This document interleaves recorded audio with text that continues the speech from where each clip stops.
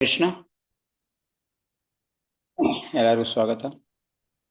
ಶ್ರೀಮದ್ ಭಾಗವತಂ ಸಾಯಂಕಾಲದ ಕ್ಲಾಸ್ಗೆ ಎಲ್ಲರಿಗೂ ಸ್ವಾಗತ. ಓಂ ನಮೋ ಭಗವತೆ ವಾಸುದೇವಾಯ. ಓಂ ನಮೋ ಭಗವತೆ ಓಂ ನಮೋ ಭಗವತೆ ವಾಸುದೇವಾಯ. ನಮೋ ವಿಷ್ಣುಪಾದಾಯ ಕೃಷ್ಣ ಪ್ರೇಷ್ಠಾಯ ಭೂತಲೆ ಶ್ರೀಮತೆ ಭಕ್ತಿ ವೇದಾಂತ ಸ್ವಾಮಿತಿ ನಾಮಿನಿ. ನಮಸ್ತೆ ಸರಸ್ವತೆ ದೇವಿ ಗೌರವಾಣಿ ಪ್ರಚಾರಿಣಿ ನಿರ್ವಿಶೇಷ ಶೂನ್ಯವಾದಿ ಪಾಶ್ಚಾತ್ಯ ದೇಶತಾರಿಣಿ. ಜಯ ಶ್ರೀ ಕೃಷ್ಣ ಚೈತನ್ಯ ಪ್ರಭು ನಿತ್ಯಾನಂದ ಶ್ರೀ ಅದ್ವೈತ ಗದಾಧರ ಶ್ರೀವಾಸಾದಿ ಗೌರಭಕ್ತವೃಂದ. ಹರೇ ಕೃಷ್ಣ ಕೃಷ್ಣ ಕೃಷ್ಣ ಹರೇ ಹರೇ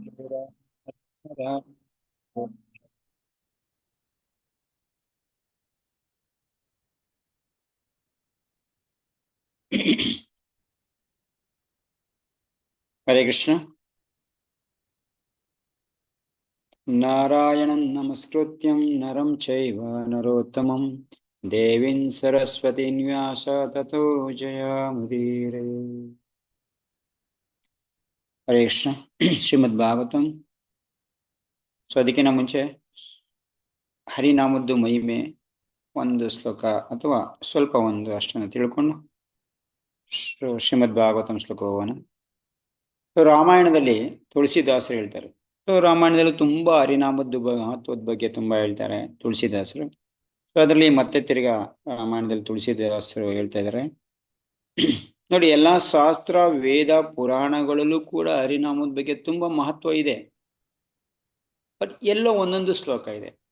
ಫಸ್ಟ್ ಕ್ಲಾಸಲ್ಲಿ ಹೇಳ್ದಂಗೆ ಇದ್ರದ್ದು ಮಹತ್ವ ತುಂಬಾ ಇದೆ, ಎಲ್ಲಾ ಕಡೆ ಹೇಳಿದೆ, ಎಲ್ಲಾ ಶಾಸ್ತ್ರದಲ್ಲೂ ಹೇಳಿದೆ. ಆದ್ರೆ ಎಲ್ಲ ಸ್ವಲ್ಪ ಸ್ವಲ್ಪ ಒಂದೊಂದು ಕಡೆ ಮಾತ್ರ ಸೊ ಆ ಶ್ಲೋಕಗಳು ಮಾತ್ರ 5 ಮಾತ್ರ ಕೊಡ್ತಾ ಇರೋದು. ಸೊ ಪೂರ್ಣ ಪ್ರಮಾಣದಲ್ಲಿ ಎಲ್ಲಾ ಇದ್ರ ಶಾಸ್ತ್ರದಲ್ಲೂ ಕೂಡ ಪೂರ್ಣ ಪ್ರಮಾಣದಲ್ಲಿ ಹರಿನಾಮದ್ದು ಮಹಿಮೆ ಮತ್ತೆ ಭಗವಂತನ ಶುದ್ಧ ಭಕ್ತಿ ಇದು ಇಲ್ಲ. ಕೆಲವೊಂದು ಕಡೆಯಲ್ಲಿ ಮಾತ್ರ ಅದ್ರ ಬಗ್ಗೆ ಪೂರ್ಣ ಮಾಹಿತಿ ಇದೆ. ಸೊ ಅದನ್ನ ನಾವು ನಿಮ್ಗೆ ಹೇಳ್ತಾರೆ ರಾಮಾಯಣದಲ್ಲಿ ತುಳಸಿದಾಸರು. ನಾಮಲೇತ ಭವಸಿಂಧು ಸುಖಾವು, ನಾಮಲೇತ ಭವಸಿಂಧು ಸುಖಾವು, ಕರೇವು ವಿಚಾರ ಸುಜನ ಮನ ಮಾವು, ವೇದ ಪುರಾಣ ಸಂತ ಮತ ಹೇವು ಹೇವು, ಸಕಲ ಸುಕೃತಿ ಫಲ ರಾಮ ಸುನೇವು. ಸೊ ಇದು ದೋಹ ಅಂತಾರೆ ಆಕ್ಚುಲಿ. ಇದು ನೋಡಿ, ಎಲ್ಲಾ ವರ್ಡ್ಗಳು ಯಾವ ತರ ಬಂದಿದೆ ಅಂತಂದ್ರೆ ಸುಖಾವು ಅಂತ್ಯ, ಕೊನೆ ಒಂದು ಲೈನ್ ಅಂತ್ಯದಲ್ಲಿ ಏನಾಗುತ್ತೆ, ಸುಖಾವು ಮಾವು ಹೇವು ಸುನೇವು, ಈ ತರ ಅಂದ್ರೆ ಒಂದು ಭಾಷೆದು ಪ್ರಾಸ. ಸೊ ಕವಿಗಳು ಬರಿಬೇಕಾದ್ರೆ ಹಿಂಗೆ ಬರೆಯೋದು.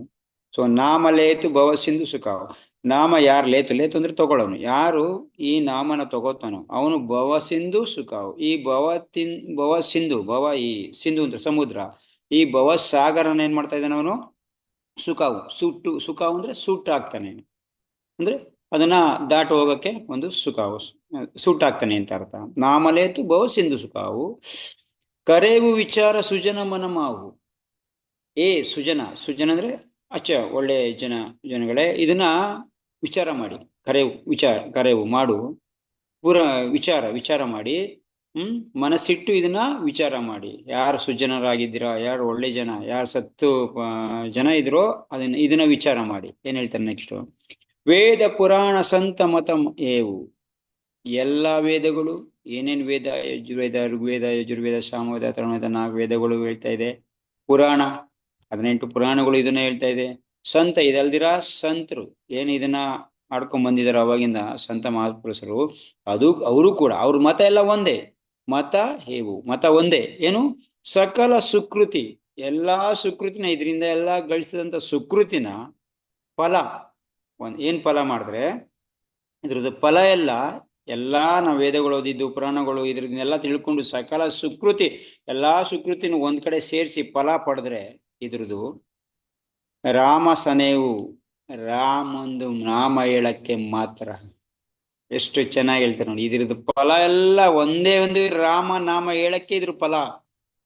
ವೇದ ಪುರಾಣ ಶಾಸ್ತ್ರ ಏನೇನು ಓದ್ತೀವಿ ಇದೆಲ್ಲಾದ್ರದ್ದು ಫಲ ಬಂದಿರೋದೇನಕ್ಕೆ, ರಾಮಂದು ನಾಮ ಜಪ ಮಾಡಕ್ಕೆ. ಸಕಲ ಸುಕೃತಿನ ಒಂದೇ ಫಲ, ಇದ್ರದ್ದು ಫಲ ಒಂದ್ ಕಡೆ ಸೇರಿದ್ರೆ ಏನಾಗಬೇಕು? ರಾಮನಾಮ ಜಪ ಮಾಡಕ್ಕೆ ಅಂತ. ತುಂಬಾ ಅದ್ಭುತವಾಗಿ ತುಳಸಿದಾಸರಂತೂ ತುಳಸಿ ರಾಮಾಯಣದಲ್ಲಿ ಏನ್ ಹೇಳ್ತಾರೆ, ತುಂಬಾ ಅದ್ಭುತ ರಚನೆ ಮಾಡ್ತಾರೆ. ಅವ್ರದ್ದು ಪದ ರಚನೆ ಮತ್ತೆ ಅವ್ರದ್ದು ಇದೇನಿದೆ ತುಂಬಾ ಅದ್ಭುತವಾಗಿದೆ. ಸೊ ಈ ತರ ನಾವು ಓದ್ಬೇಕು ರಾಮಾಯಣನ. ಸೊ ಒಂದೊಂದ್ಸರಿ ಈ ಅವ್ರದ್ದು ತುಳಸಿದಾಸ್ ಬಗ್ಗೆ ತಿಳ್ಕೊಳಕ್ ಹೋದಾಗ ಅವ್ರವ್ರದ ದೋಹ ಏನಿದೆ ಅದನ್ನು ನೋಡೋಣ. ಸೊ ಇದರ ಎಲ್ಲಾ ಶಾಸ್ತ್ರ ಪುರಾಣಗಳಲ್ಲಿ ಏನು ಮತ ಒಂದೇ, ಏನು ಹರಿನಾಮ. ಟೋಟಲಿ ಸಾರ ಇಷ್ಟು, ಪ್ರತಿಯೊಂದು ಶಾಸ್ತ್ರದ್ದು ಪ್ರತಿಯೊಂದು ಪುರಾಣಗಳದ್ದು ಮತ ಲಾಸ್ಟ್ ಸಾರ ಅಂತ ತಗೊಂಡ್ರೆ ಹರಿನಾಮದ ಬಗ್ಗೆ ಹೇಳ್ತಾ ಇದ್ದಾರೆ. ಇದರಲ್ಲಿ ಹರಿವಂಶದ ಪುರಾಣದಲ್ಲಿ ಹೇಳ್ತಾರೆ ನೋಡಿ, ಎಷ್ಟು ಚೆನ್ನಾಗಿ ಹೇಳ್ತಾರೆ ನೋಡಿ. ಸುಂದರ ಶ್ಲೋಕ ಯಾವ ತರ ಇದೆ ಅಂದ್ರೆ ಹರಿವಂಶ ಪುರಾಣದಲ್ಲಿ ಹೇಳ್ತಾರೆ ಇದನ್ನ. ವೇದೇ ರಾಮಣಶ್ಚೈವ ವೇದೇ ರಾಮಣಶ್ಚೈವ ಪುರಾಣೇ ಭಾರತೆ ತತ ಆದಿ ಅಂತ್ಯಂ ಚ ಮಧ್ಯಂ ಚ ಹರಿ ಸರ್ವತ್ರ ಗೀತೆಯೇ. ವೇದೇ ರಾಮಣಶ್ಚೈವ, ವೇದಗಳು ಎಲ್ಲ ಮತ್ತೆ ತಿರ್ಗಿ ಅದ ಹೇಳ್ತಾ ಇದ್ದಾರೆ, ಎಲ್ಲಾ ವೇದಗಳು ವೇದೇ ರಾಮಾಯಣ, ರಾಮಣಶ್ಚೈವ ರಾಮಣ ಸೇರ್ಕೊಂಡು ಏನ್ ಹೇಳ್ತಾ ಇದೀವಿ ರಾಮಾಯಣ ಅದು. ವೇದೇ ರಾಮಣಶ್ಚೈವ ಪುರಾಣಗಳು 18 ಪುರಾಣಗಳು.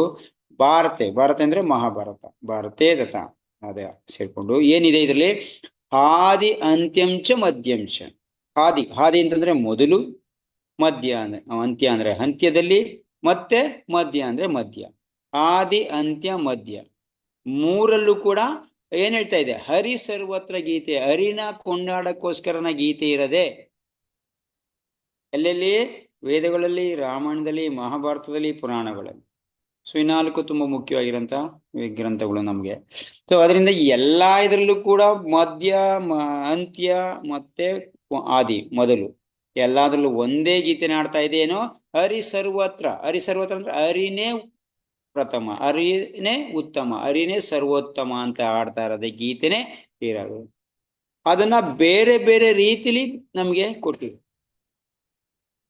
ಇಷ್ಟೇ ಮಾಡಿರೋದು ಶಾಸ್ತ್ರ. ಸೊ ಅದನ್ನ ನಮ್ಗೆ ತಿಳ್ಸಕ್ಕೋಸ್ಕರ ಬೇರೆ ಬೇರೆ ರೀತಿಲಿ ನಮ್ಗೆ ಅದನ್ನ ಮಾಡ್ಕೊಟ್ಟಿದೆ ಹೊರತು ವಿಷಯ ಒಂದೇ ಸ್ಪಷ್ಟವಾಗಿರೋಂಥದ್ದು. ಏನು? ಹರಿನಾಮ ಸರ್ವತ್ರ, ಹರಿನಾಮ ಭಗವಂತನೇ ಸರ್ವತ್ರ, ಭಗವಂತನ ನಾಮನೇ ಸರ್ವಸ್ವ. ಸೊ ಎಲ್ಲಾವುದು ಕೂಡ ಇದ್ರ ಬಗ್ಗೆನೇ ಹೇಳ್ತಾ ಇದೆ. ಸೊ ಅದರಿಂದ ನಾವೇನ್ ಮಾಡ್ಬೇಕು? ಹರಿನಾಮ ಜಪನ ನಿಷ್ಠೆಯಿಂದ, ಶ್ರದ್ಧೆಯಿಂದ, ವಿಶ್ವಾಸದಿಂದ ನಿತ್ಯ ಹರಿಕೀರ್ತನೆ ಯಾವಾಗ ಮಾಡ್ತೀವೋ ಈ ಭವಸಿಂಧುನ ನಾವು ಸುಲಭವಾಗಿ ದಾಟೋಗ್ಬೋದು. ಸೊ ತುಂಬಾ ಸರ್ಕಸ್ ಮಾಡೋ ಅಂತ ಅಗತ್ಯ ಇಲ್ಲ. ಸೊ ಭಗವಂತನ ನಾಮನ ಸ್ಪಷ್ಟತೆಯಿಂದ ನಿಷ್ಠೆಯಿಂದ ಮಾಡಿದ್ರೆ ಸಾಕು ಅಂತ ನಿನ್ನೆ ನೋಡಿದ್ವಿ. ಏನಿದಕ್ಕೆ ಬೇಕಾಗಿರೋದು? ಶ್ರದ್ಧೆ ಒಂದ್ ಬೇಕಾಗಿದ್ದು, ನಿಷ್ಠೆ ಒಂದ್ ಬೇಕಾಗಿರೋದು, ಮತ್ತೆ ಪ್ರೇಮ, ಭಗವಂತನ ಬಗ್ಗೆ ಪ್ರೇಮ ಬೇಕಾಗಿತ್ತು. ಸೊ ಎರಡು ಇಟ್ಕೊಂಡು ಮಾಡಿದ್ರೆ ನಾವು ಗ್ಯಾರಂಟಿ ಭೌತಿಕ ಪ್ರಪಂಚನ ದಾಟ್ಬೋದು. ಓಕೆ, ಇನ್ನೊಂದು ಶ್ಲೋಕನ ಮುಂದಿನ ನಾಳೆ ಯಾವ್ದು ಭಾಗವತನ ಕ್ಲಾಸ್ ಇರುತ್ತೆ ಮಾಡಿ. ಸೊ ಈ ತರ ನಾವು ಒಂದೊಂದು ಶ್ಲೋಕನ ಒಂದೊಂದು ಅದ್ರದ್ದು ಮಹತ್ವ ತಿಳ್ಕೊತಾ ಹೋಗೋಣ. ನಮ್ಗೆ ಹರಿನಾಮದ ಬಗ್ಗೆ ರುಚಿ ಬರಬೇಕು, ಅದ್ರ ಬಗ್ಗೆ ನಮ್ಗೆ ಅದ್ರ ಮಹತ್ವ ತಿಳ್ಕೊತಾ ಇದ್ರು, ಮತ್ತೆ ಅದ್ರ ಬಗ್ಗೆ ನಮ್ಗೆ ಮಾಡ್ಬೇಕು ಅಂತ ಹೇಳೋದು. ಅದರಿಂದ ಅದನ್ನು ಕೂಡ ಹೋಗೋಣ. ಓಕೆ, ಸೊ ನೆನ್ಪಿಟ್ಕೋಬೇಕು. ಸೊ ಅಟ್ಲೀಸ್ಟ್ ಮಿನಿಮಮ್ ಆದ್ರೂ ಕೂಡ ನೀವು ನೆನ್ಪಿಟ್ಕೋಬೇಕು. ನಿನ್ನೆ ಏನ್ ಮಾಡಿ ಆಯ್ತು? ಸೊ ಅಥರ್ವ ವೇದದಲ್ಲಿ ಹೇಳ್ತು 16 ನಾಮ, ಷೋಡಶಕ ನಾಮ್ನ, ಷೋಡಶತಾನಿ ನಾಮಾನಿ ದ್ವಿತ್ಯಸ್ತ ದರ್ಪಣಕ ಸದ್ರಣಕಾನಾನಿ ಕಲೆಯೋ ಯುಗೇ ಮಹಾಮಂತ್ರ ಸಮ್ಮತೋ ಜೀವ ತಾರಿಣಿ. ಈ ಕಲಿಯುಗದಲ್ಲಿ, ಕಲಿಯುಗ ದಾಟಕ್ಕೆ ನಮಗೆ 16 ನಾಮ, 16 ಹೊರಡಿರುವಂತ 32 ಅಕ್ಷರ ಇಂತ 16 ನಾಮ ನಮ್ಗೆ ಬೇಕಾಗಿರೋದು. ಅದಂದ್ರೆ ಹರೇ ಕೃಷ್ಣ ಮಂತ್ರ. ಸೊ ಇದನ್ನ ಹೇಳಿದ್ವಿ. ಮತ್ತೆ ರಾಮಾಯಣದಲ್ಲಿ ಹೇಳ್ತಾ ಇದೆ ಭರೋಸಾ. ಭಗವಂತನ ಕಲಿಯುಗದಲ್ಲಿ ಈ ಯಜ್ಞ ಇಲ್ಲ, ಯಾಗ ಇಲ್ಲ, ಹೋಮ ಇಲ್ಲ, ಇದೇನು ಇಲ್ಲ. ಸೊ ನಾವಿರ್ಬೇಕಾಗಿರೋದೇನು? ರಾಮ ನಾಮದ ಮೇಲೆ ನಾವು ನಿಷ್ಠೆ ಇಡಬೇಕು. ಯಾವ ತರ ಭರೋಸಾ? ನಾವು ರಾಮ ನಾಮದ ಮೇಲೆ ಒಂದು ನಮ್ಗೆ ನಿಷ್ಠೆ ಇರಬೇಕು. ಭರೋಸಾ ಅಂತಂದ್ರೆ ನಿಷ್ಠೆ, ಅದ್ರ ಬಗ್ಗೆ ಶ್ರದ್ಧೆ, ವಿಶ್ವಾಸ, ದೃಢ ವಿಶ್ವಾಸ ಇದಿರ್ಬೇಕು. ಮತ್ತೆ ಪ್ರೇಮ, ಭಗವಂತ ನಾಮದ ಮೇಲೆ ಪ್ರೇಮ ನಮಗಿರ್ಬೇಕು. ಸೊ ಆವಾಗ ನಾವು ಈ ಭೌತಿಕ ಪ್ರಪಂಚನ ಸುಲಭವಾಗಿ ದಾಟ್ಬೋದು ಅಂತ ಹೇಳ್ತಾರೆ. ಮತ್ತೆ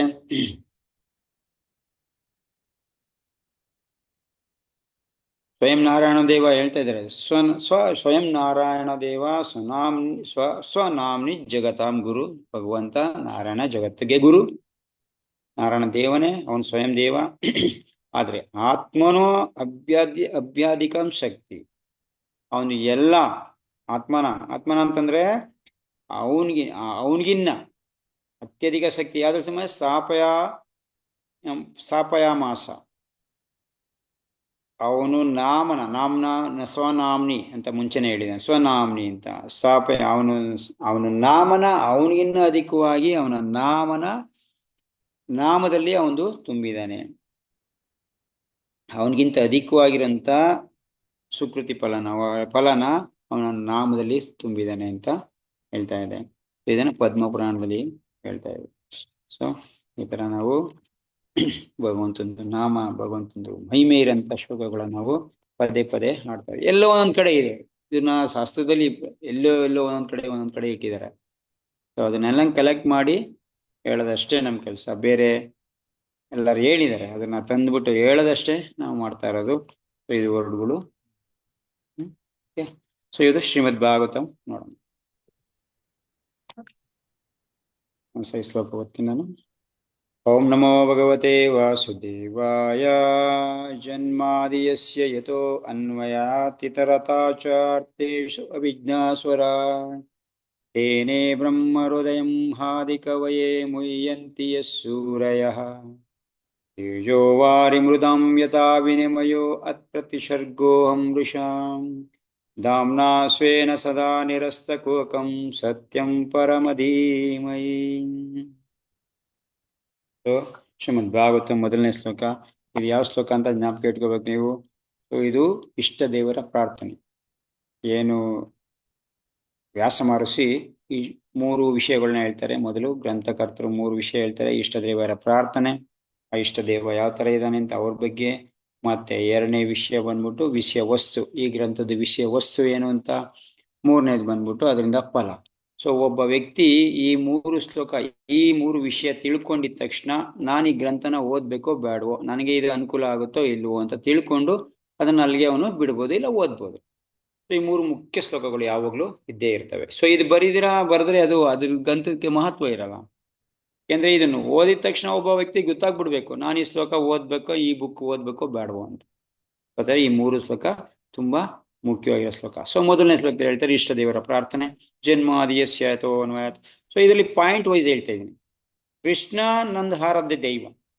ವ್ಯಾಸ ಮಹರ್ಷಿ ಹೇಳ್ತಾ ಇದ್ದಾರೆ ಕೃಷ್ಣ ನಂದು ಆರಾಧ್ಯ ದೈವ. ಈ ಆರಾಧ್ಯ ದೈವ ಯಾಕೆ ಅಂತ ಹೇಳ್ತಾ ಇದ್ದಾರೆ. ಹೆಂಗೆ ಇವನು ಆರಾಧ್ಯ ದೈವ, ನನ್ಗೆ ಯಾಕೆ ಆರಾಧ್ಯ ದೈವ ಆಗಿದ್ದಾನೆ ಇವನು. ಸೊ ಯಾಕೆ ಎಲ್ಲರೂ ಕೂಡ ಇವನನ್ನ ವರ್ಷಿಪ್ ಮಾಡ್ಬೇಕಂದ್ರೆ ಈ ಭಗವಂತ ಇವನೇ ಅಂತ ಯಾಕೆ ನೋಡ್ತಾ ಇದೀವಿ ಅಂತ ಪಾಯಿಂಟ್ ಹೇಳ್ತಾರೆ ನೋಡಿ. ಏನೋ ಹರೇ ಕೃಷ್ಣ ಪ್ರಭು, ಸ್ಕ್ರೀನ್ ಕಾಣಿಸ್ತಿದೆ ಅಲ್ಲ? ಕಾಣಿಸ್ತಿದೆ. ಸೊ ಎಲ್ಲಾರು ಈ ಸ್ಕ್ರೀನ್ ಮೇಲೆ ಕೂಡ ಈ ಶ್ಲೋಕನ ನೋಡ್ಕೊಂಡು, ಯಾರ ಹತ್ರ ಭಾಗವತಂ ಇಲ್ಲ ಅವ್ರ ಸ್ಕ್ರೀನ್ ಮೇಲೆ ನೋಡ್ಕೊಬಹುದು. ಓಕೆ, ಸೊ ಶ್ಲೋಕ ಕಾಣ್ತಾ ಇದೆ, ಇವಾಗ ಅದನ್ನ ನೀವು ಸ್ಕ್ರೀನ್ ಮೇಲೆ ನೋಡ್ಕೊ. ಸೊ ಯಾಕೆ ಕೃಷ್ಣನೇ ಯಾಕೆ ನನ್ನ ಆರಾಧ್ಯ ದೇವ ಹೇಳ್ತಾ ಇದಾರೆ. ವಾಸುದೇವನ ಅದ್ರ ಪುತ್ರ. ಓಂ ನಮೋ ಭಗವತೆ ವಾಸುದೇವ. ಇವನು ಯಾರು? ಭಗವಂತ ವಾಸುದೇವನ ಪುತ್ರನಾಗಿರಂತ ಭಗವಂತ. ಸೊ ಅವನೇ ವಾಸುದೇವ ಕೃಷ್ಣ. ಸೊ ಈ ಕೃಷ್ಣ ಯಾಕೆ ನನಗೆ ಇಷ್ಟ ದೇವರು ಅದನ್ನ ಹೇಳ್ತಾ ಇದಾರೆ. ಪಾಯಿಂಟ್ ವೈಸ್ ಹೇಳ್ತೀನಿ ನೋಡಿ. ಇವನು ಸರ್ವವ್ಯಾಪಿಯಾದ ದೇವೋತ್ತಮ ಪುರುಷ, ಪರಮ ಪುರುಷ. ಸೊ ನಮ್ಮ ಇಡೀ ಗ್ರಂಥನ ರಚನೆ ಮಾಡದಂತ ವ್ಯಾಸ ಮಹರ್ಷಿ ಹೇಳ್ತಾ ಇದ್ರೆ ಸರ್ವವ್ಯಾಪಿಯಾದ ದೇವೋತ್ತಮ ಪುರುಷ. ಸರ್ವವ್ಯಾಪಿ, ಎಲ್ಲಾ ಕಡೆ ವ್ಯಾಪ್ತಿಯಾಗಿದ್ದಾನೆ. ಇಂಥ ಜಾಗ ಇಲ್ಲ ಅನ್ನಂಗಿಲ್ಲ, ಸರ್ವವ್ಯಾಪಿ. ಪ್ರತಿಯೊಂದು ಕೂಡ ಡೈರೆಕ್ಟ್ ಆಗಿ ಇಂಡೈರೆಕ್ಟ್ ಆಗಿ ಇವನೇ ಸರ್ವವ್ಯಾಪಿ ಆಗಿದ್ದಾನೆ. ಸೊ ಮೊದಲನೇದು. 2ನೇದು, ಇವನೇ ದೇವೋತ್ತಮ ಪರಮ ಪುರುಷ. ದೇವೋತ್ತಮ ಪರಮ ಪುರುಷ. ಎಲ್ಲಾ ದೇವತೆಗಳಿಗೂ, ಎಲ್ಲಾ ಏನೇನ್ ನಾವು ಅನ್ಕೊಂಡಿದೀವಿ, ಯಾವ್ಯಾವ ದೇವತೆ ಅನ್ಕೊಂಡಿದೀವಿ, ಎಲ್ಲಾ ದೇವತೆಗಳಿಗೂ ದೇವೋತ್ತಮ, ಇವನೇ ಉತ್ತಮ. ಉತ್ತಮ, ಇದರಲ್ಲಿ ಇನ್ನೊಂದು 2 ವರ್ಡ್ ಇದೆ.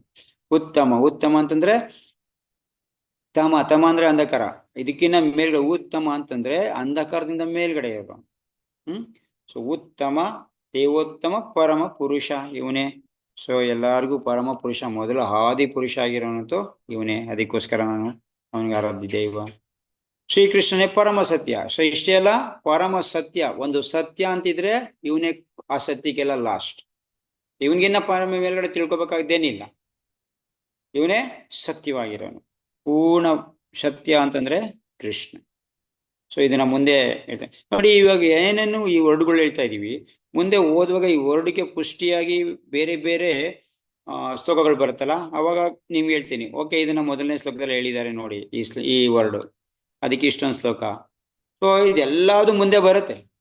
ಸೊ ಅದರಲ್ಲಿ ಡೀಟೇಲ್ ಆಗಿ ಬರುತ್ತೆ. ಸೊ ಇವಾಗ ಈ ವರ್ಡ್ಗಳಿಗೆ ಮುಂದೆ ಅರ್ಥಗಳು ಬಂದಾಗ ನಾನು ಈ ವರ್ಡ್ನ ನಿಮ್ಗೆ ಇದು ಮಾಡ್ತೇನೆ. ಸೊ ಅದರಿಂದ ಈ ವರ್ಡ್ಗಳು ಏನೇನಿದೆ ಅಂತ ಸ್ವಲ್ಪ ನೋಡೋಣ ಅಷ್ಟೇ. ಶ್ರೀಕೃಷ್ಣನು ಪರಮ ಸತ್ಯ, ಅವನೇ. ಮತ್ತೆ ದೃಷ್ಟಿಗೋಚರವಾದ ಸಮಸ್ತ ಲೋಕಗಳ ಸೃಷ್ಟಿ ಸ್ಥಿತಿಲಯಗಳಿಗೆ ಆದ್ಯ ಕಾರಣನಾದ ಶ್ರೀಕೃಷ್ಣನು ಕಾರಣ ಪುರುಷನಾದ್ದರಿಂದ ನಾನು ಅವನ ಧ್ಯಾನ ಮಾಡುತ್ತೇನೆ. ಯಾಕೆ? ಇವನೇ ಆದ್ಯ ಕಾರಣ. ಯಾವಕ್ಕೆ? ಸೃಷ್ಟಿ ಸ್ಥಿತಿ ಲಯ. ಸೃಷ್ಟಿಗೆ, ಮತ್ತೆ ಇದನ್ನ ಪಾಲನೆ ಮಾಡಕ್ಕೆ, ಮತ್ತೆ ಲಯ ಮಾಡಕ್ಕೆ, ಇದನ್ನ ಅಂತ್ಯ ಮಾಡಕ್ಕೆ ಆದ್ಯ ಕಾರಣ ಇವನೇ, ಮೂಲ ಕಾರಣ. ಆದ್ರೆ ಇದನ್ನ ಬೇರೆ ಬೇರೆಯವ್ರು ವಹಿಸಿರ್ಬೋದು. ಈಗ ಸೃಷ್ಟಿ ಕಾರ್ಯನ ಬ್ರಹ್ಮಂಗ್ ವಹಿಸಿದ್ದಾನೆ, ಅಂದ್ರೆ ಸೆಕೆಂಡರಿ ಸೃಷ್ಟಿ, ಎರಡನೇ ಸೃಷ್ಟಿನ. ಮತ್ತೆ ಅಂತ್ಯ ಮಾಡೋದನ್ನ ಶಿವನ್ಗೆ ವಹಿಸಿದ್ದಾರೆ. ಆದ್ರೂ ಕೂಡ ಅವ್ರಿಗೆಲ್ಲರಿಗೂ ಆದ್ಯ ಕಾರಣ ಇವನೇ, ಕೃಷ್ಣನೇ ಆದ್ಯ ಕಾರಣ ಆಗಿರೋದ್ರಿಂದ ಇವನ್ಗೆ ನಾನು ನಮಸ್ಕಾರ ಮಾಡ್ತೀನಿ. ನೆಕ್ಸ್ಟ್ ಹೇಳ್ತೇನೆ, ಪರೋಕ್ಷ. ಇವನು ಪ್ರತಿಯೊಂದು ಪ್ರಜ್ಞೆನ ಉಳ್ಳವನು, ಸರ್ವಜ್ಞ. ಹೇಳ್ತಾ ಇದ್ದೆ, ಪರೋಕ್ಷವಾಗಿ ಸಮಸ್ತ, ನೇರವಾಗಿ ಅಥವಾ ಪರೋಕ್ಷವಾಗಿ ಸಮಸ್ತ ಪ್ರಜ್ಞೆನ ಉಳ್ಳವನು ಇವನು ಕೃಷ್ಣ. ಅದಕ್ಕೋಸ್ಕರ ನಾನು ಅವನದು ಧ್ಯಾನ ಮಾಡ್ತೀನಿ. ಮತ್ತೆ ಎಲ್ಲಾ ಕಾರಣಗಳ ಕಾರಣ. ಇನ್ನು ಇವನಿಗೆ ಪ್ರತಿಯೊಂದಕ್ಕೂ ಕಾರಣ ಇದೆ, ಬಟ್ ಇವನು ಕಾರಣ ಇಲ್ಲ. ಪ್ರತಿಯೊಂದು ನೋಡಿ, ಉದಾಹರಣೆ ಮೊನ್ನೆ ಹೇಳಿದ್ವಿ, ನಮ್ಗೆ ನಾನು ಈ ಅಸ್ತಿತ್ವಕ್ಕೆ ಬರಕ್ಕೆ ನಮ್ಮ ತಂದೆ ತಾಯಿ ಕಾರಣ, ಅವ್ರ ಅಸ್ತಿತ್ವಕ್ಕೆ ಬರಕ್ಕೆ ಅವ್ರ ತಂದೆ ತಾಯಿ ಕಾರಣ. ಇದೇ ತರ ಪ್ರತಿಯೊಬ್ಬರಿಗೂ ತಂದೆ ತಾಯಿ ಅಂತ ಮೂಲ ಎಲ್ಲರ ಒಂದ್ ಕಡೆ ನಿಲ್ಲೇಬೇಕಲ್ವಾ ಇದು.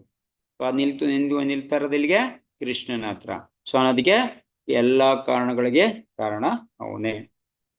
ಸೊ ಇನ್ನೊಂದಲ್ಲೋದ್ರಿಂದ ಅವನು ಸರ್ವತಂತ್ರ. ಇದು ಇನ್ನೊಂದನು ಸರ್ವತಂತ್ರ ಸ್ವತಂತ್ರ, ಪ್ರತಿ ಒಂದಕ್ಕೂ ಸ್ವತಂತ್ರವಾಗಿರೋನು. ಇವನಿಗಿನ್ನ ಮೇಲ್ಗಡೆ ಯಾರಿಲ್ಲ. ಇವನ್ಗೆ ಸ್ವತಂತ್ರ, ಇವನ್ ಕೈ ಕೆಳಗಡೆನೆ ಎಲ್ಲ ಇರೋದು. ಪ್ರತಿಯೊಬ್ಬರಿಗೂ ಸ್ವತಂತ್ರ ಎಷ್ಟು ಮಟ್ಕಿದೆ? ಸ್ವಲ್ಪ ಮಟ್ಕಿದೆ. ಅದು ಇನ್ ಮಿಕ್ಕಿದು ಅವ್ರ ಮೇಲ್ಗಡೆ ಅವ್ರಿಗೆ ಅವನ್ ಕಂಟ್ರೋಲ್ ಇರುತ್ತೆ. ಈ ತರ ಮೇಲ್ಗಡೆ ಹೋಗ್ತಾ ಹೋಗ್ತಾ ಪ್ರತಿಯೊಬ್ಬನಿಗೂ ಕೆಲವೊಂದು ಸ್ವತಂತ್ರ ಇರುತ್ತೆ, ಆದ್ರೆ ಮೂಲ ಸ್ವತಂತ್ರ ಅವನಿಗೆ ಇಲ್ಲ. ಸೊ ಅದು ಅವನು ಇನ್ನೊಬ್ಬನ ಕೈಲಿರುತ್ತೆ ಮೇಲ್ಗಡೆ ಅವನಿಗೆ. ಆತರ ಈ ಕೃಷ್ಣನ್ಗೆ ಯಾವ ಕಂಟ್ರೋಲು ಇಲ್ಲ, ಸರ್ವತಂತ್ರ ಸ್ವತಂತ್ರ, ಪ್ರತಿ ಒಂದಕ್ಕೂ ಸ್ವತಂತ್ರವಾಗಿರೋನು. ಇವನ ಆಜ್ಞೆ ಮಾಡೋನೇ ಹೊರತು ಇವನ್ಗೆ ಆಜ್ಞೆ ಮಾಡೋರು ಯಾರು ಇಲ್ಲ, ಸ್ವತಂತ್ರ. ಅದಕ್ಕೋಸ್ಕರ ನಾನು ಅವನ್ನ ಧ್ಯಾನ ಮಾಡ್ತಿದ್ದೀನಿ. ಸೊ ಇವನೇ ಮೊದಲ ಜೀವಿಯಾದ.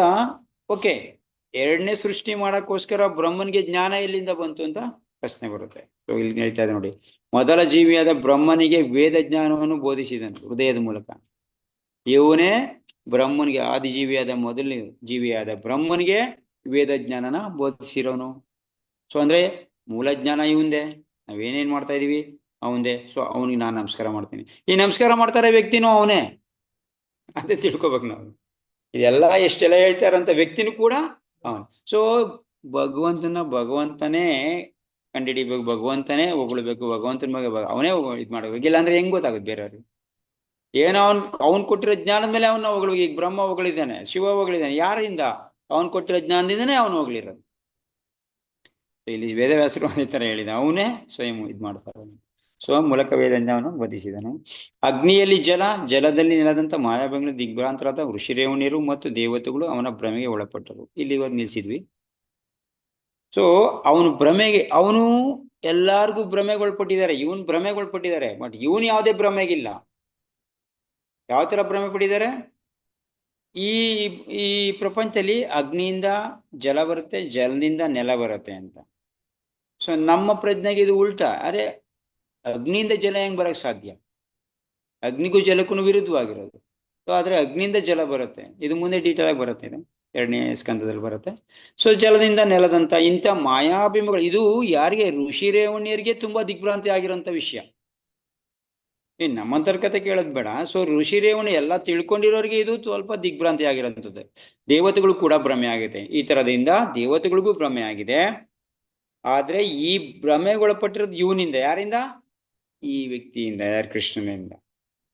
ಅವನ್ ಮಾತ್ರ ಯಾವುದೇ ಭ್ರಮೆಗೊಳಪಟ್ಟಿಲ್ಲ. ಸೊ ಅದಕ್ಕೆ ನಾನು ಅವನ್ ಧ್ಯಾನ ಮಾಡ್ತೀನಿ. ಸೊ ಯಾರು ಭ್ರಮೆಲಿಲ್ಲ ಅವನು ಆಶ್ರಯ ಪಡಿಬೇಕ ನಾವು. ಭ್ರಮೆಯಲ್ಲಿ ಇಲ್ದೇ ಇರೋರು ಆಶ್ರಯ ಪಡೆದು ಏನು ಪ್ರಯೋಜನ? ಅವನು ಭ್ರಮೆಯಲ್ಲಿ ಇದ್ದಾನೆ ಅಂತಂದ್ರೆ ನಾವು ಅವನ ಆಶ್ರಯ ಪಡೆದ್ರೆ ನಾವು ಭ್ರಮೆಗೊಳಗಾಗ್ತೀವಿ. ನಾವು ಭ್ರಮೆಯಿಂದ ಆಶೆಗೆ ಬರ್ಬೇಕು ಅಂದ್ರೆ ಯಾರು ಭ್ರಮೆಲಿಲ್ಲ ಅವನಿಗೆ ಶರಣಾಗ್ಬೇಕು. ಸೊ ಆ ವ್ಯಕ್ತಿ ಅಂದ್ರೆ ಕೃಷ್ಣ. ಅದಕ್ಕೆ ನಾನು ಅವನಿಗೆ ಶರಣಾಗ್ತಾ ಇದ್ದೀನಿ, ಅದಕ್ಕೆ ನಂದು ಆರಾಧ್ಯ ದೈವ ಅವನು ಅಂತ. ಸೋಳಪಟ್ಟರು ಅವನಿಂದಾಗಿಯೇ ಪ್ರಕೃತಿಯ ಮೂರು ಗುಣಗಳಿಗೆ ಪ್ರತಿಕ್ರಿಯೆಯಾಗಿ ತಾತ್ಕಾಲಿಕವಾಗಿ ರೂಪುಗೊಂಡ ಐಕ್ಯ ಜಗತ್ತು. ಸೊ ಇವನಿಂದಾಗೇನೆ ಈ ಭೌತಿಕ ಪ್ರಪಂಚ ಮೂರು ಗುಣಗಳಿಂದ ಕ್ರಿಯೆ ಮತ್ತೆ ಪ್ರತಿಕ್ರಿಯೆಗೊಳಗಾಗಿ ತಾತ್ಕಾಲಿಕವಾಗಿ ರೂಪುಗೊಂಡಿದೆ. ಇವನಿಂದ, ಯಾರು? ಈ ವ್ಯಕ್ತಿಯಿಂದ, ಕೃಷ್ಣನಿಂದ ಈ ಭೌತಿಕ ಪ್ರಪಂಚ ತಾತ್ಕಾಲಿಕವಾಗಿ ರೂಪುಗೊಂಡಿದೆ. ಯಾವುದು? ಮೂರು ಗುಣಗಳಿಂದ. ಈ ಮೂರು ಗುಣದ ಕ್ರಿಯೆ ಮತ್ತೆ ಪ್ರತಿಕ್ರಿಯೆ ಇವು ಮಿಕ್ಸ್ ಆಗಿರೋದ್ರಿಂದ, ಮತ್ತೆ ಇನ್ನೊಂದು ಆದ್ರದ್ದು ಇನ್ನೊಂದು ಮಿಕ್ಸ್ ಆಗಿರೋದ್ರಿಂದ ಈ ಭೌತಿಕ ಪ್ರಪಂಚ ತಾತ್ಕಾಲಿಕವಾಗಿ ರೂಪುಗೊಂಡಿದೆ. ಅವಾಸ್ತವ ಇದು, ಆಕ್ಚುಲಿ ವಾಸ್ತವ ಅಲ್ಲ ಇದು. ಈ ಭೌತಿಕ ಪ್ರಪಂಚ ಏನು ವಾಸ್ತವ ಅಲ್ಲ. ಒಂದ್ ಕಾಲಕ್ಕೆ ಇದು ಅಂತ್ಯ ಆಗಂಥದ್ದು, ವಾಸ್ತವ ಅಲ್ಲ. ಆದ್ರೂ ಕೂಡ ವಾಸ್ತವ ತರ ನಮ್ಗೆ ಕಾಣಿಸ್ತಾ ಇದೆ. ಯಾರಿಂದ? ಈ ವ್ಯಕ್ತಿಯಿಂದ. ಈ ಭೌತಿಕ ಪ್ರಪಂಚ ಟೆಂಪ್ರರಿ, ಅಂದ್ರೆ ವಾಸ್ತವ ಅಲ್ಲ.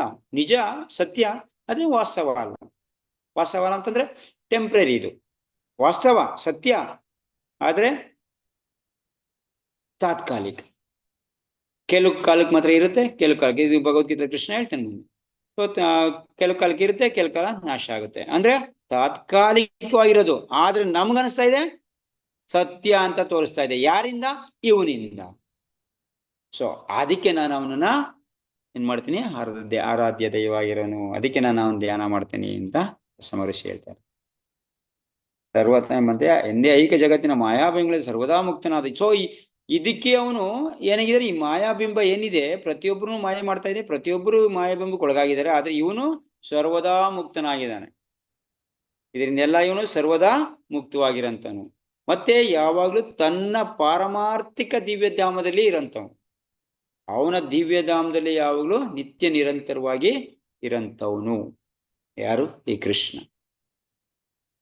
ಸೊ ಅದಕ್ಕೋಸ್ಕರ ನಾನು ಅವನ ಧ್ಯಾನ ಮಾಡ್ತೇನೆ. ಸೊ ಎಷ್ಟು ಪಾಯಿಂಟ್, ಎಷ್ಟು ಸುಮಾರು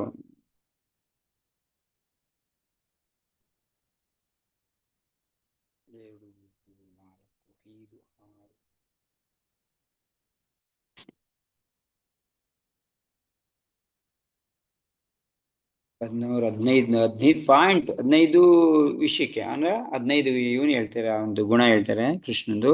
ಸೊ ಇಂಥವನ್ನ ನಾನು, ಇವನೇ ಪರಮ ಸತ್ಯ, ಅವನನ್ನ ನಾನು ಧ್ಯಾನ ಮಾಡ್ತೀನಿ. ಯಾರು ಹೇಳ್ತಾ ಇರೋದು? ಬ್ರಹ್ಮ, ಸಾರಿ ವೇದವ್ಯಾಸರೇ ಇದು ಹೇಳ್ತಾ ಇರೋದು. ಸೊ ಆದ್ಯ ಪುರಾಣ ಪುರುಷ, ಸೊ ಇವನೇ. ಇವನನ್ನ ನಾನು ಧ್ಯಾನ ಮಾಡೋದ್ರಲ್ಲಿ, ನಂದು ಆರಾಧ್ಯ ದೈವ ಆಗೋದ್ರಲ್ಲಿ ಯಾವುದೇ ಸಂಶಯ ಇಲ್ಲ. ಸೊ ಇವನೇ ನಂದು ಆರಾಧ್ಯ. ಅದಕ್ಕೋಸ್ಕರ ನಾನು ಧ್ಯಾನ ಮಾಡ್ತೀನಿ ಅಂತ ವೇದವ್ಯಾಸರು ಸ್ಪಷ್ಟೀಕರಣ ಕೊಡ್ತಾ ಇದ್ದಾರೆ. ಇದು ಮೂಲ ಶ್ಲೋಕ. ಸೊ ಈ ಒಂದು ಶ್ಲೋಕದ ಮೇಲೆನೆ ಇಡೀ ಭಾಗವತಂ ರಚನೆ ಆಗಿರೋದು. ಈ ಶ್ಲೋಕನ ವರ್ಣನೆ ಮಾಡೋಕ್ಕೋಸ್ಕರನೇ ಎಲ್ಲಾ ವಿಷಯಗಳು ಇರೋದು.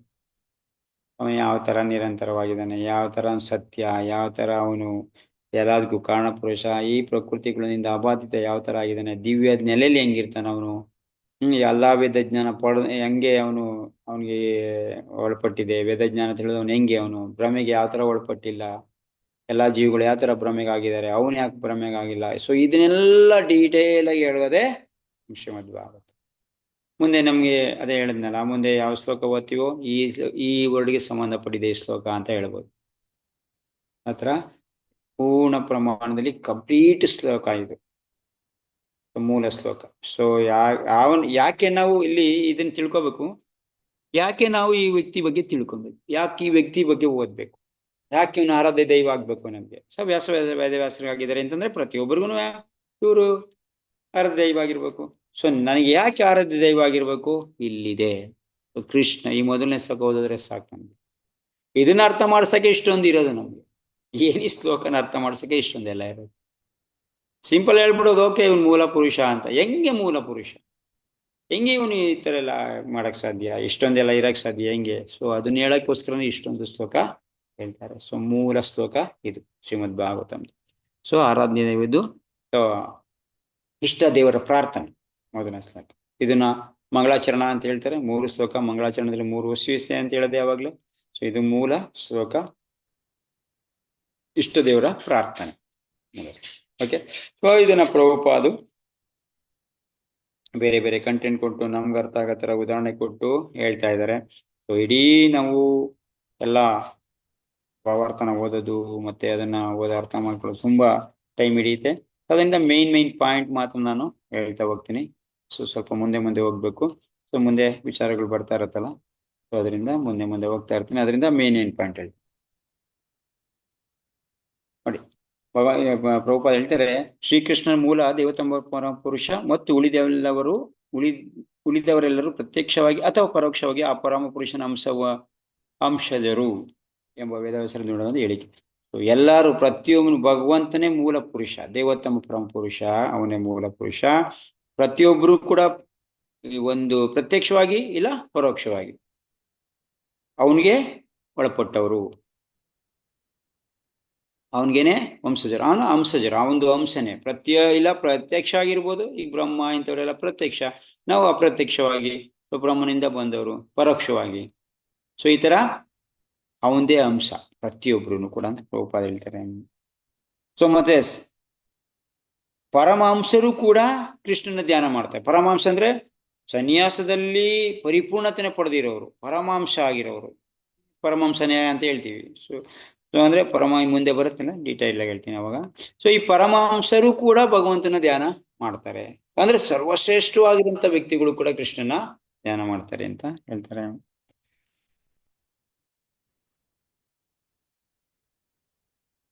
ಸೊ ಮತ್ತೆ ಪ್ರಥಮ ಜೀವಿ ಅದೇ ಬ್ರಹ್ಮನಿಂದ ಹಿಡಿದು ಒಂದು ಸಣ್ಣ ಇರುವೆವರೆಗೂ ಎಲ್ಲವೂ ಪ್ರತ್ಯಕ್ಷ ಜೀವಿಗಳು, ಪ್ರತ್ಯೇಕ ಜೀವಿಗಳು.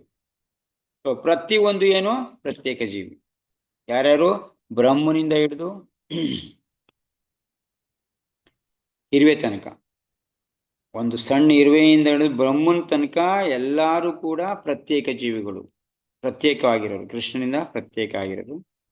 ಮಮವಶ ಜೀವಲೋಕೆ ಜೀವಭೂತ ಸನಾತನ ಕೃಷ್ಣ ಹೇಳ್ತಾನೆ ಭಗವದ್ಗೀತೆಯಲ್ಲಿ, ನಂದು ಅಂಶಗಳು, ಪ್ರತಿಯೊಂದು ಕೂಡ ನಂದು ಅಂಶಗಳು ಅಂತ.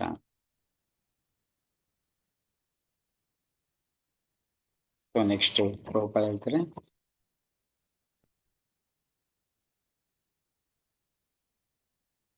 ಸೊ ಇದನ್ನ ನಮ್ಮ ಉದಾಹರಣೆ ಕೊಟ್ಟು ಪ್ರಭುಪಾದ ತುಂಬಾ ವಿಷಯನ ಹೇಳ್ತಾರೆ.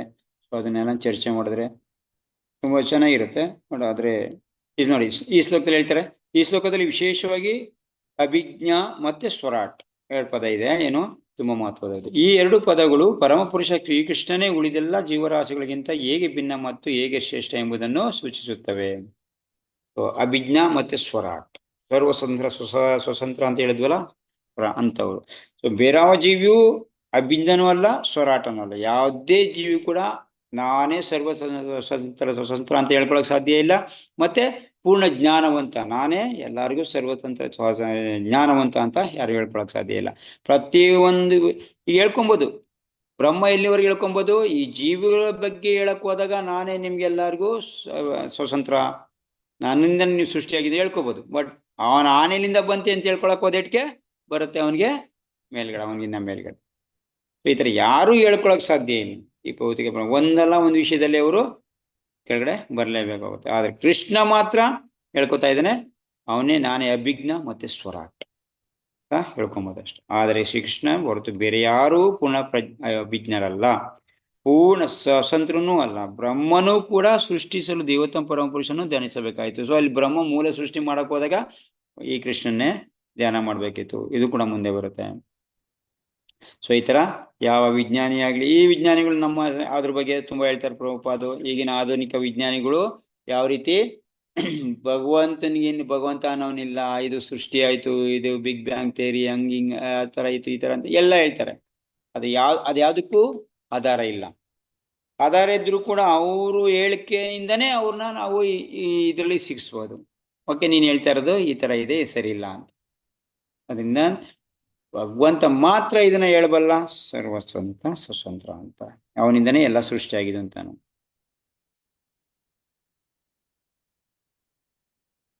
ಸಕಲ ಸೃಷ್ಟಿಯ ಮೂಲ ಕಾರಣ ಪುರುಷ ಶ್ರೀಕೃಷ್ಣನೇ ಎಂಬುದನ್ನು ಮಹಾತ್ಮರು ಮಾತ್ರ ಅರ್ಥ ಮಾಡಿಕೊಳ್ಳಬಲ್ಲರು. ಅವನೇ ಪರಮಾತ್ಮ, ಏಕೆಂದರೆ ಉಳಿದೆಲ್ಲ ಸತ್ಯಗಳು ಅವನಿಗೆ ಸಾಪೇಕ್ಷವಾದವು. ಅವನು ಸರ್ವಜ್ಞ, ಅವನಿಗೆ ಮಾಯೆ ಎಂಬುದಿಲ್ಲ. ಸೊ ಭಗವಂತನಿಗೆ ಯಾವುದೇ ಮಾಯೆ ಇಲ್ಲ, ಅವನೇ ಸ್ವತಂತ್ರವಾಗಿರೋನು, ಸತ್ಯವಾಗಿರೋನು. ಎಲ್ಲ ಮಹಾತ್ಮರು ಎಲ್ಲ ಇವರು ಕೂಡ ಇದನ್ನ ಒಪ್ಕೊಂಡಿದ್ದಾರೆ. ಪ್ರತಿಯೊಬ್ಬರು ಕೂಡ ಕಾಲದಿಂದನೂ ಕೂಡ ಅನಾದಿ ಕಾಲದಿಂದನೂ ಕೂಡ ಭಗವಂತನೇ ಎಲ್ಲದಕ್ಕೂ ಒಡೆಯ, ಭಗವಂತನೇ ಮೂಲ ಪುರುಷ ಅಂತ ಒಪ್ಕೊಂಡ್ ಬಂದಿದ್ದಾರೆ.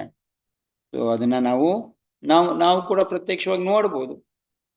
ಸೊ ಇದನ್ನ ನಾವು ಪ್ರತ್ಯಕ್ಷವಾಗಿ ನೋಡಕ್ ಆಗ್ಲಿಲ್ಲ ಅಂತಂದ್ರೂ ಕೂಡ ಪರೋಕ್ಷವಾಗಿ ಇದನ್ನ ತಿಳ್ಕೊಂಡು ಯಾವಾಗ ಕಾರ್ಯ ಮಾಡಕ್ ನೋಡ್ತೀವೋ ಅವಾಗ ಇದು ನಮ್ಗೆ ಅರ್ಥ ಆಗತ್ತೆ.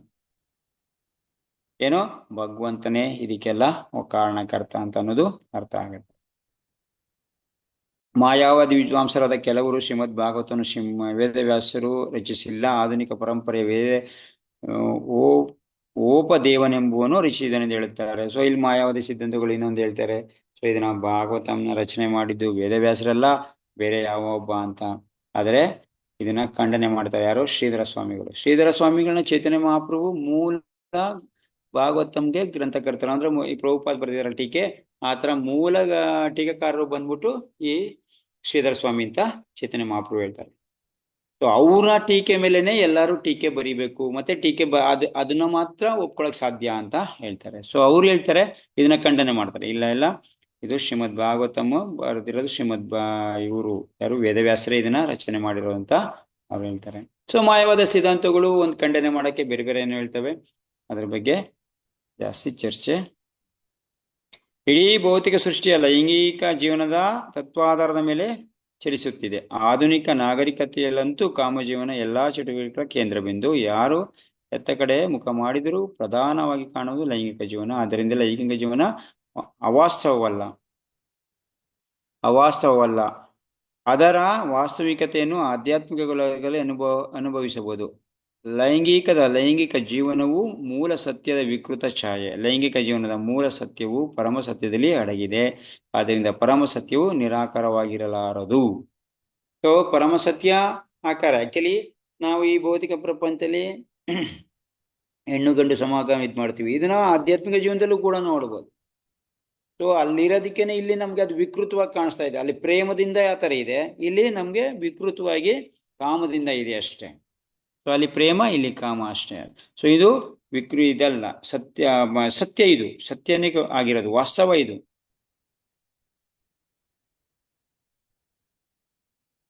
ಸೊ ಅದರಿಂದ ಈ ಪರಮ ಸತ್ಯ ನಿರಾಕಾರ ಅಲ್ಲ. ಎಲ್ಲ ತುಂಬಾ ದೊಡ್ಡ ಮಾಯವಾದ ಏನು ಪರಮ ಸತ್ಯ ಅನ್ನೋದು ನಿರಾಕಾರ ಅಂತ ಹೇಳ್ತಾರೆ. ಸೊ ನಿರಾಕಾರ ಅಲ್ಲ ಅದು. ಸೊ ಇದು ಆಕಾರ ರೂಪ, ಭಗವಂತ ಒಬ್ಬ ಆಕಾರ ರೂಪ. ಪರಮ ಸತ್ಯ ಅನ್ನೋದು ಒಬ್ಬ ವ್ಯಕ್ತಿ ರೂಪವಾಗಿರೋನು ಅಂತ ರೂಪ ಸ್ಪಷ್ಟ ಮಾಡ್ತಾರೆ. ಸೊ ನಿರಾಕಾರವಾಗಿದ್ದು ಪರಿಶುದ್ಧ ಲೈಂಗಿಕ ಜೀವನ ಅಸಾಧ್ಯ. ಇದರ ಪರಿಣಾಮವಾಗಿಯೇ ನಿರಾಕಾರವಾದಿ ದಾರ್ಶನಿಕರು ಹೇಯವಾದ ಕಾಮ ಜೀವನಕ್ಕೆ ಪರೋಕ್ಷ ಪ್ರಚೋದನೆ ನೀಡಿದ್ದಾರೆ. ಅವರು ಅಂತಿಮ ಸತ್ಯವಾದ ನಿರಾಕಾರವಾದಕ್ಕೆ ಹೆಚ್ಚು ಪ್ರಾಮುಖ್ಯ ನೀಡಿರುವುದೇ ಇದಕ್ಕೆ ಕಾರಣ ಅಂತ ಹೇಳ್ತಾರೆ. ಸೊ ಸಾಕಾರವಾದಿಗಳು ಹೇಳ್ತಾರೆ, ಈ ಲೈಂಗಿಕ ಜೀವನ ಇಲ್ಲಿದೆ ಅಂತಂದ್ರೆ ಪರಮ ಸತ್ಯದಲ್ಲಿ ಇರ್ಬೇಕು. ಪರಮ ಸತ್ಯದಲ್ಲಿ ನಿರಾಕಾರ ಆದ್ರೆ ಲೈಂಗಿಕ ಜೀವನ ಹೆಂಗಿರುತ್ತೆ ಸಾಧ್ಯ? ಯಾಕಂದ್ರೆ ಇಲ್ಲಿ ಏನ್ ನೋಡ್ತಾ ಇದೀವಿ ಅದೆಲ್ಲ ಆಧ್ಯಾತ್ಮಿಕ ಪ್ರಪಂಚದಲ್ಲಿ ಇರ್ಬೇಕು. ಅಲ್ಲಿಲ್ದಿರ ಇಲ್ಲಿರಕ್ ಸಾಧ್ಯ ಇಲ್ಲ. ಸೊ ಇಲ್ಲಿ ವಿಕೃತವಾಗಿದೆ ಅಷ್ಟೇ. ಅದು ಏನಾಗಿದೆ, ಉಲ್ಟಾಗಿ ಪರಿವರ್ತನೆ ಕಾಣಿಸ್ತಾ ಇದೆ ಇಲ್ಲಿ.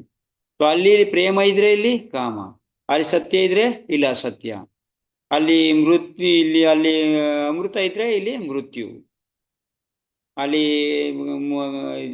ಕಾಯ ಇಲ್ದಿರ ಮುಕ್ತ ಜೀವನ ಇದೆ, ಇಲ್ಲಿ ರೋಗಗ್ರಸ್ತ ಜೀವ ಇದೆ. ಸೊ ಅಂದ್ರೆ ಎಲ್ಲದೂ ಇದೆ ಅಲ್ಲಿ, ಉಲ್ಟವಾಗಿ ಇದ್ ಮಾಡ್ತಾ ಇದೆ. ಇಲ್ಲಿ ನಮ್ಗೆ ಕಾಣಿಸ್ತಾ ಇರೋದು ಉಲ್ಟವಾಗಿ ಕಾಣಿಸ್ತಾ ಇದೆ.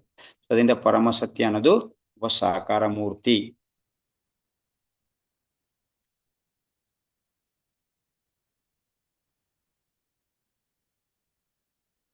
ಸೊ ಇದ್ರ ಬಗ್ಗೆ ತುಂಬಾ ಹೇಳ್ತಾರೆ. ಇದೆಲ್ಲದರ ಪರಿಣಾಮವಾಗಿ ಕಾಮದ ಯಥಾರ್ಥ ಆಧ್ಯಾತ್ಮಿಕ ರೂಪವನ್ನು ತಿಳಿಯದ ಮಾನವನು ಲೌಕಿಕದ ವಿಕೃತ ಕಾಮ ಜೀವನವೇ ಸರ್ವಸ್ವ ಎಂದು ಅಂಗೀಕರಿಸಿದ್ದಾನೆ.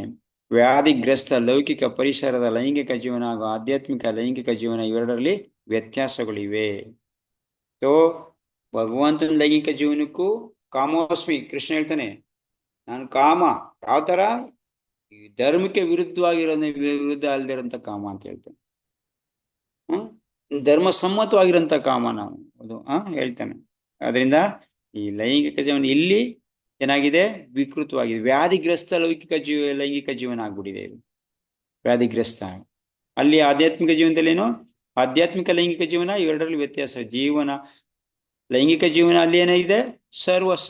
ಸರ್ವಸ್ವ ಆಗಿದೆ. ಇದು ವ್ಯಾಧಿಗ್ರಸ್ತ ಲೈಂಗಿಕ ಪರಿಸರದ ಲೈಂಗಿಕ ಜೀವನ ಆಗಿದೆ. ಅದರಿಂದ ಎರಡರಲ್ಲೂ ವ್ಯತ್ಯಾಸ ಇದೆ. ಆಧ್ಯಾತ್ಮಿಕ ಜೀವನದಲ್ಲೂ ಕೂಡ ಲೈಂಗಿಕ ಜೀವನ ಇದೆ, ಆದರೆ ಧರ್ಮಕ್ಕೆ ವಿರುದ್ಧ ಆಗಿಲ್ದಿರಂತ ಲೈಂಗಿಕ ಜೀವನ ಇದೆ. ಇಲ್ಲಿ ಲೈಂಗಿಕ ಜೀವನ ಇದೆ, ಸೊ ವ್ಯಾಧಿಗ್ರಸ್ತ, ಇಂದ್ರಿಯ ತೃಪ್ತಿಗೋಸ್ಕರ ಲೈಂಗಿಕ ಜೀವನ ಇದೆ ಅಷ್ಟೇ. ಇದನ್ನ ಯಾಕೆ ಹೇಳ್ತಾ ಇದ್ದಾರೆ ಪ್ರಭುಪಾದ್ ಇಷ್ಟೊಂದು ಒತ್ತಾಗಿ ಅಂದ್ರೆ, ಭಗವಂತ ಒಬ್ಬ ಪರಮ ಸತ್ಯ ನಿರಾಕಾರ ಅಲ್ಲ. ಪರಮ ಸತ್ಯ ಅನ್ನೋದು ನಿರಾಕಾರವಾದಿಗಳು ಹೇಳ್ತಾರೆ ಪರಮ ಸತ್ಯ ನಿರಾಕಾರ ರೂಪ ಅಂತ. ಸೊ ಪರಮ ಸತ್ಯ ಅನ್ನೋದು ಆಕಾರ ರೂಪ ಅಂತ ನಮ್ಗೆ ಸ್ಪಷ್ಟ ಆಯ್ತು. ಸೊ ಇದು ಪ್ರಭುಪಾದ್ ಮುಖ್ಯವಾಗಿರೋಂತ ಹೇಳೋಂಥ ಪಾಯಿಂಟು. ತುಂಬಾ ಇದೆ, ಸೊ ಚರ್ಚೆ ಮಾಡೋಂಥ ವಿಷಯ ತುಂಬಾ ಇದೆ. ಸೊ ಎಲ್ಲಾನು ಚರ್ಚೆ ಮಾಡಕ್ ಹೋದ್ರೆ